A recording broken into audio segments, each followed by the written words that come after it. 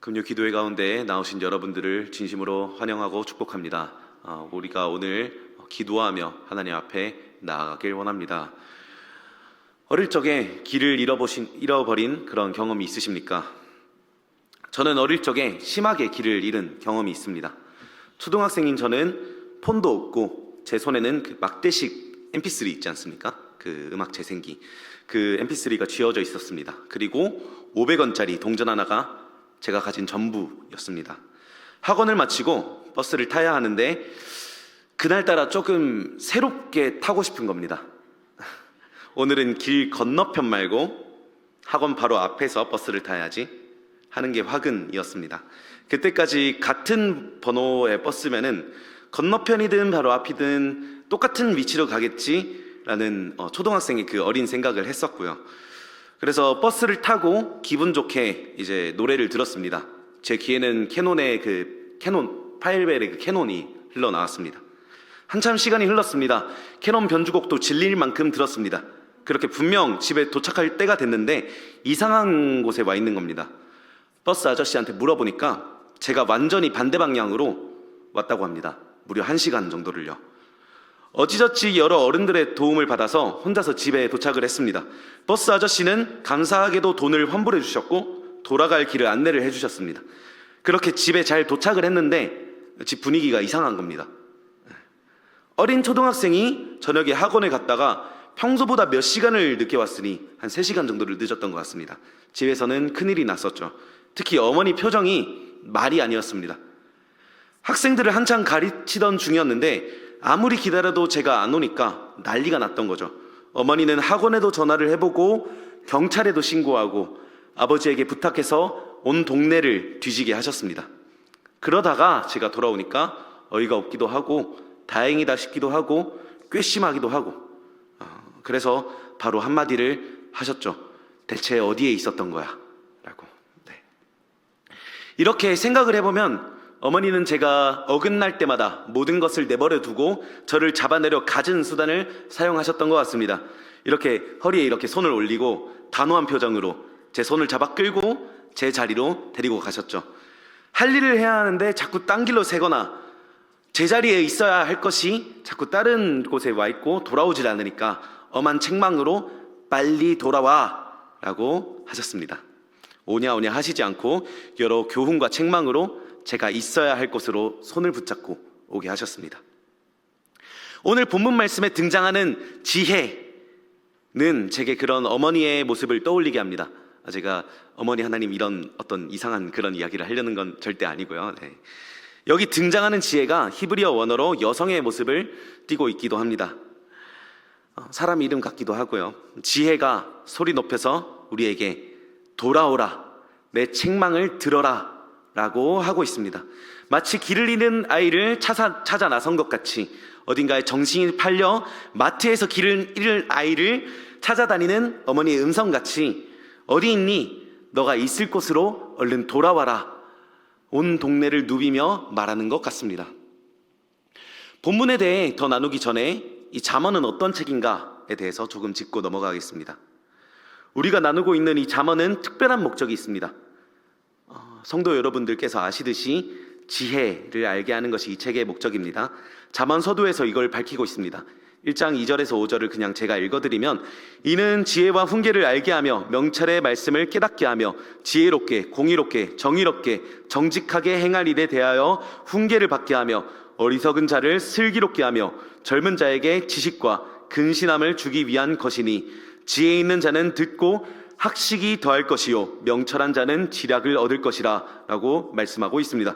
이렇게 잠언은 우리로 지혜를 얻게 합니다. 이후에는 부자와 가난한 자, 일과 휴식, 음식과 거처, 남자와 여자, 인간관계 등 세밀한 곳에서 지혜를 제공하고 있습니다. 각자 상황에서 우리는 어떻게 하는 것이 지혜로운가, 어떻게 살아가야 하는가, 그에 대한 정보를 제공하고 있죠. 사실 우리에게는 세상을 사는 지혜, 생활 꿀팁 같은 것들 있지 않습니까? 이렇게 사는 것이 똑똑한 거야, 이런 정보들이 정말 많습니다. 특히 이제는 정보화 시대에 AI 기술 등등 우리가 어떤 특수한 상황에서 어떻게 해야 하는가에 대해서 정말 많은 정보들을 얻을 수 있습니다. 그런 시대에 최신 꿀팁 정보들, 생활 지혜들이 넘쳐나는 이 시대에 이 오래된 지혜에서 잠언의 이야기를 들을 이유가 무엇일까요? 지금 이 시대에 이 지혜에서는 너무 오래된 지혜들, 너무 오래된 정보들이 아닌가? 지금 적용되기에는 이토록 소리 지르고 있다는 이 지혜가 이제는 고리타분하다는 것이 아닌가 하는 생각이 들 수 있죠. 하지만 잠언의 이 말씀 구절에서 우리는 그 생각들을 모두 내려놓을 수 있습니다. 함께 잠언 1장 7절, 잠언 1장 7절 함께 읽겠습니다. 시작.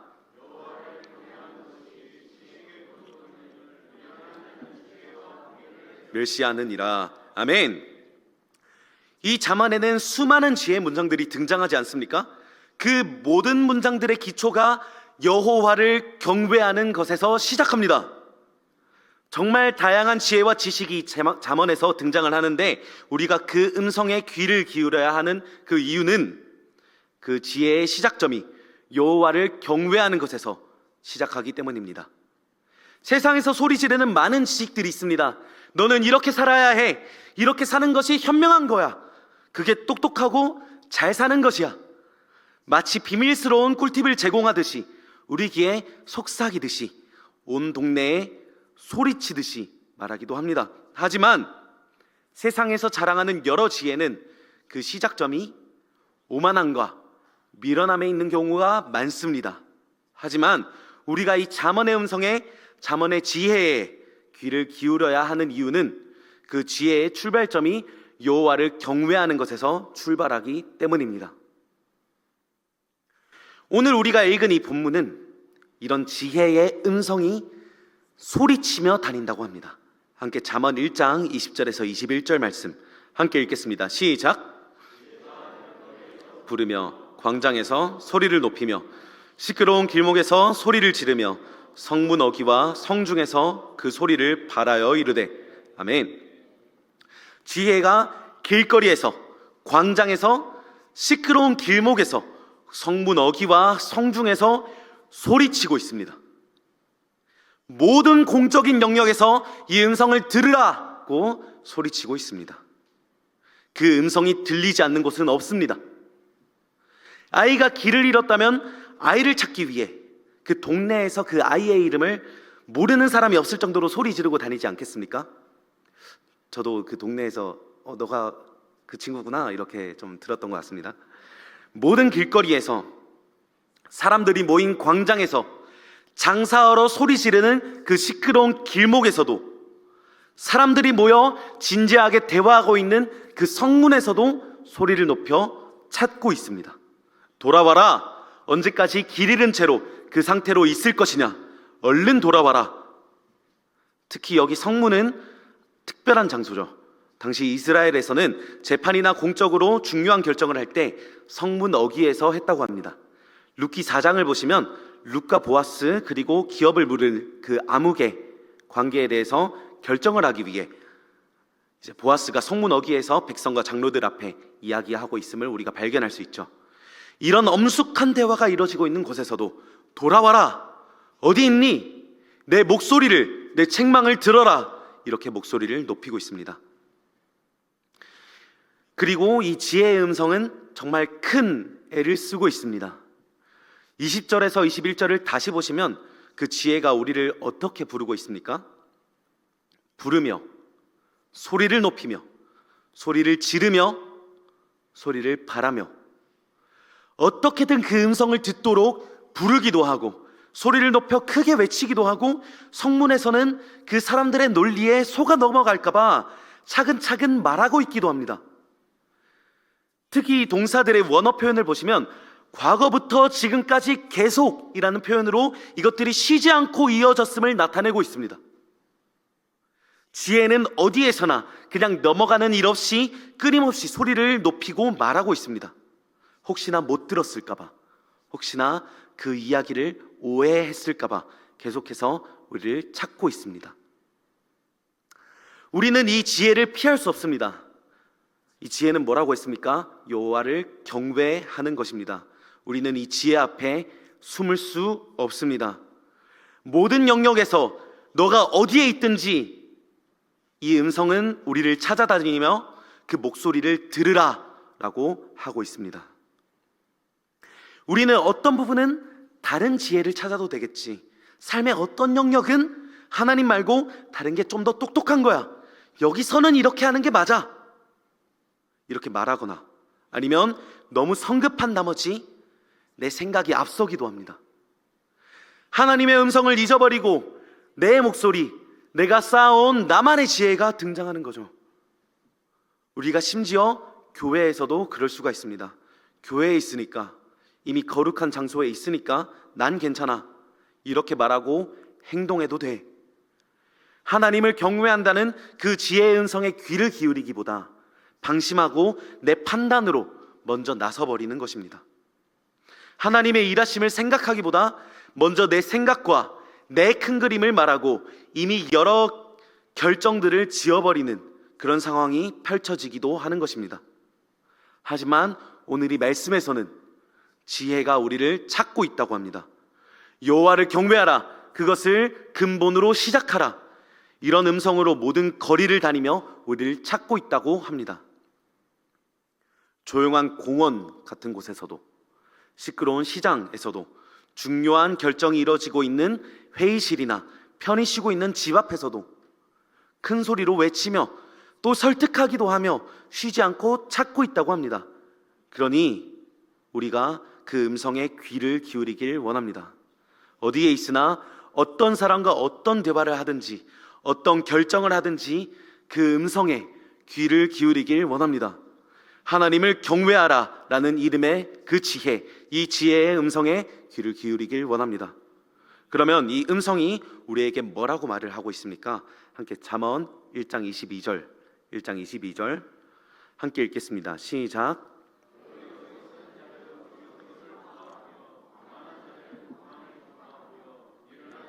지식을 미워하니 어느 때까지 하겠느냐. 아멘. 여기서 말하는 어리석은 자는 단순한 사람을 말합니다. 넓은 시야로 보지 못하고 좁은 시야로 보는 사람이라는 뜻입니다. 하나님 입장에서 좁은 시야로 본다는 것은 무엇일까요?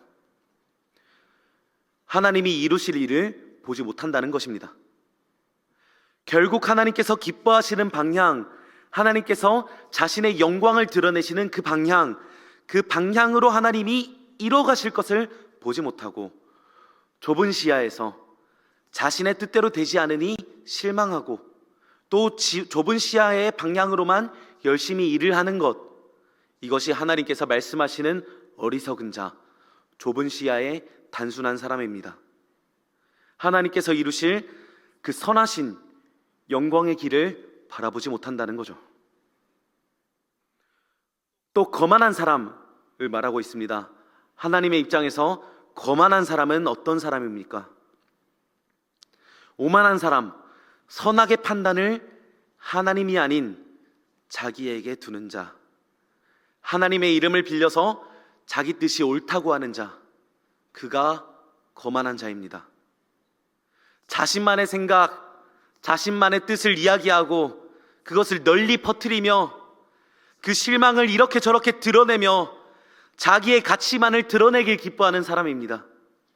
하나님의 말씀과 하나님의 영광을 먼저 찾기보다 자신의 뜻과 자신의 영광을 먼저 찾는 자입니다.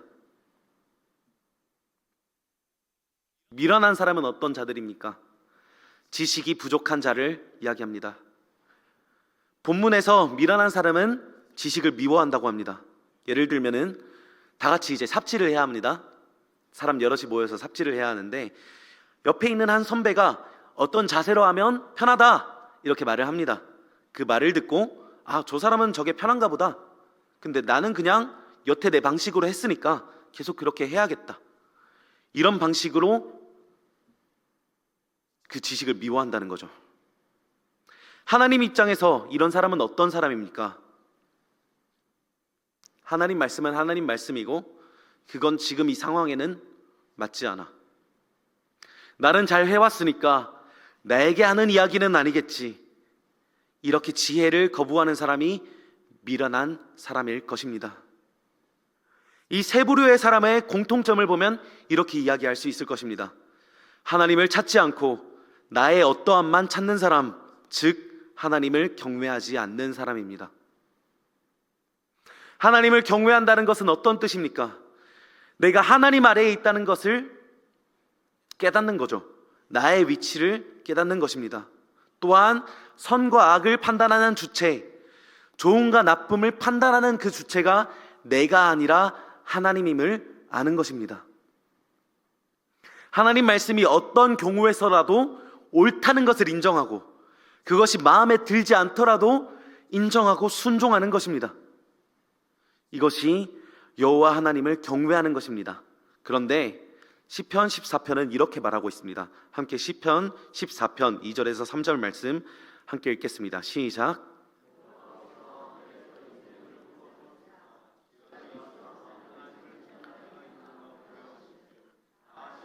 함께 더러운 자가 되고 선을 행하는 자가 없으니 하나도 없도다.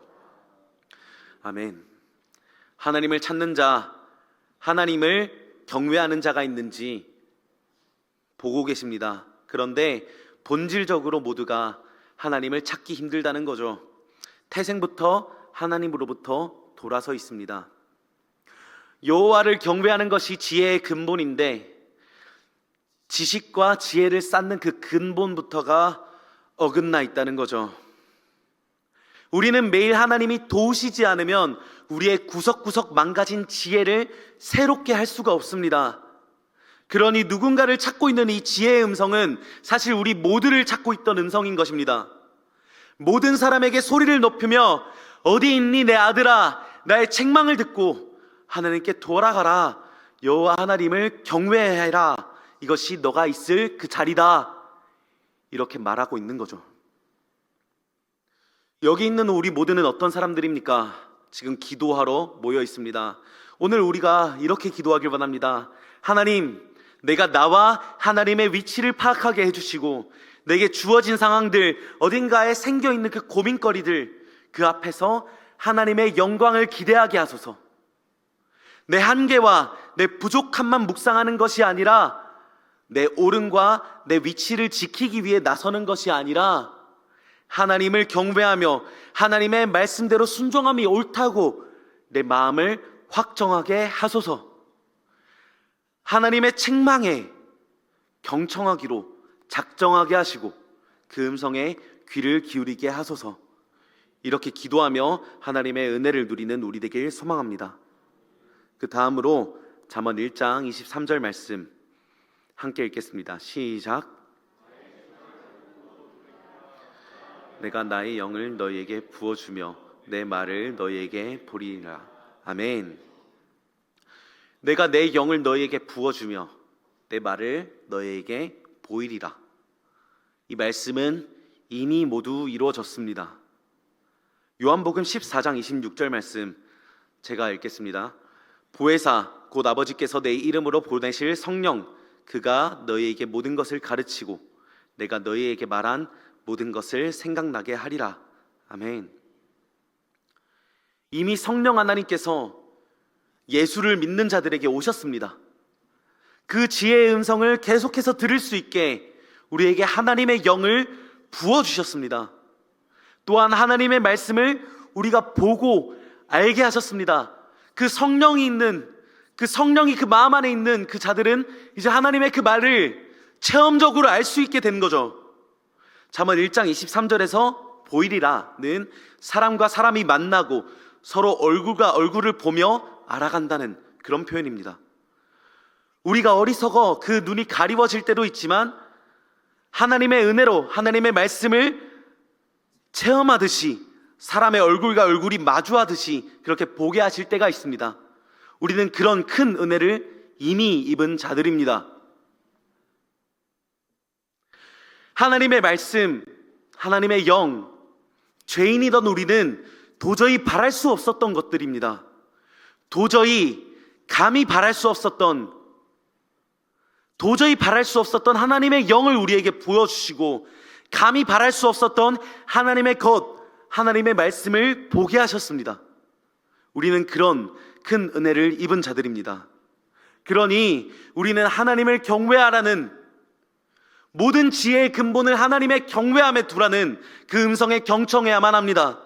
하나님께서 먼저 약속을 지키시고 바랄 수 없는 것들을 우리에게 이루어 주셨습니다. 그러니 우리를 찾는 그 지혜의 음성을 듣고 모든 행동에서 하나님의 경외함이 드러나길 원합니다. 말씀 맺겠습니다. 우리는 때때로, 아니 자주 길을 잃어버립니다. 하나님 경외함에서 길을 잃고 하나님 앞에 어리석고 오만하며 거만함을 볼 때가 많습니다.